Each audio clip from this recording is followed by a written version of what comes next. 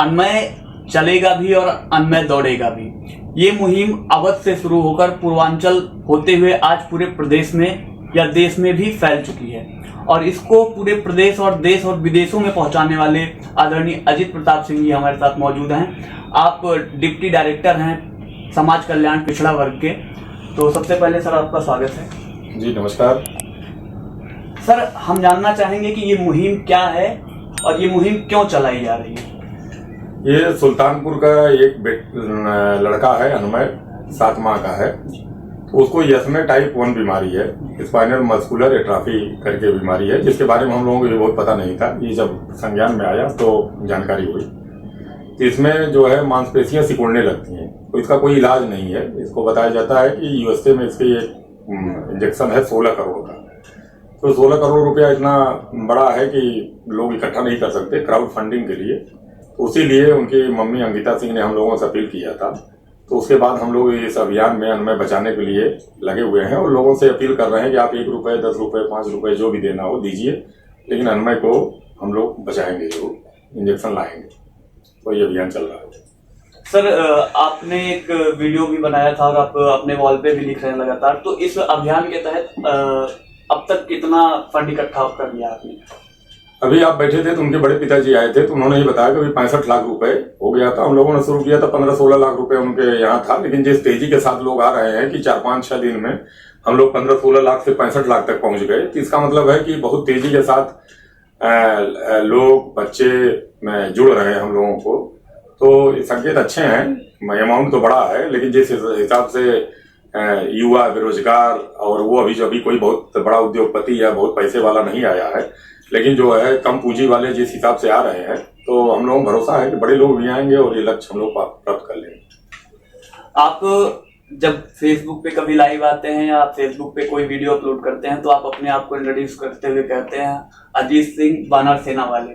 तो सर, बानर सेना के बारे में आप कुछ बताना चाहेंगे? जी, हम लोगों ने कोरोना काल में सोशल मीडिया पे एक बानर सेना बनाई थी। उसका कारण ये था कि कोरोना काल में उस समय जब ऑक्सीजन नहीं मिल रहा था, हॉस्पिटल में लोग नहीं जा रहे थे और लोग एक दूसरे से बात नहीं कर रहे।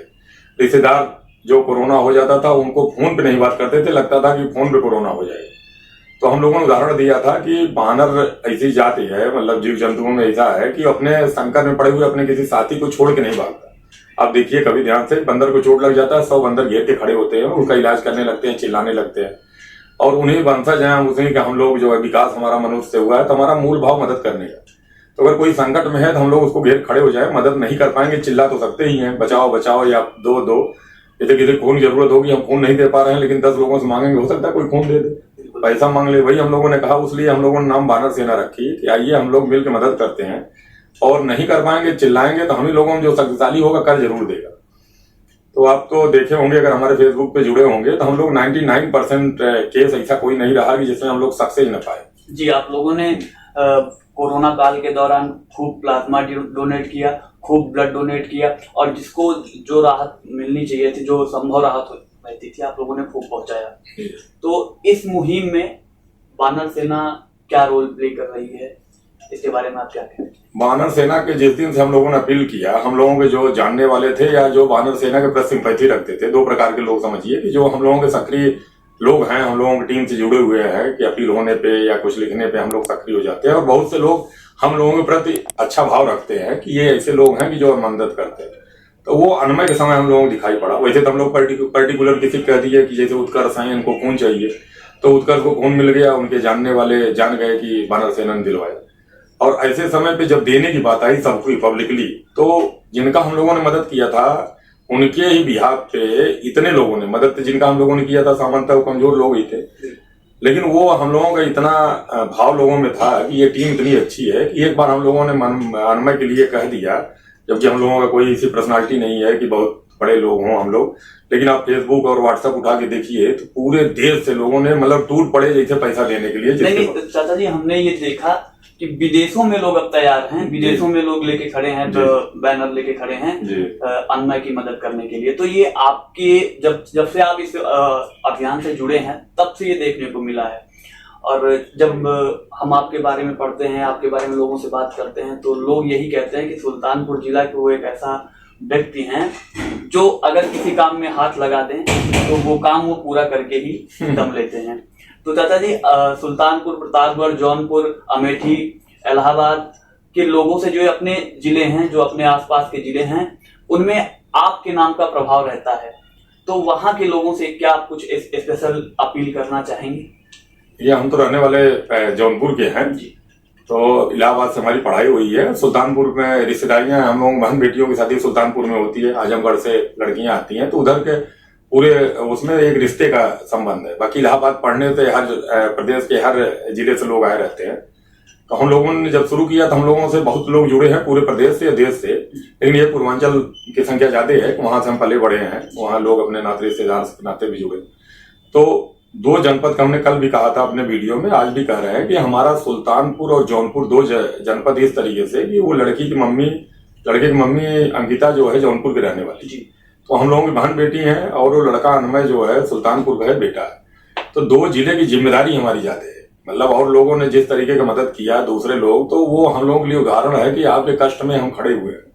लेकिन वो हमारा कष्ट है या हमारा लगाव है, तो हमें भरपूर जिम्मेदारी होनी चाहिए कि हम अपनी जिम्मेदारी इतने शिद्दत के साथ उठाएं कि दूसरे को लोगों को लगे कि चलो इसको सहारा दे दो। इसलिए हम 2 जनपद के लोगों से, नौजवानों से अपील करते हैं कि अनमय के लिए दिन रात लग जाइए।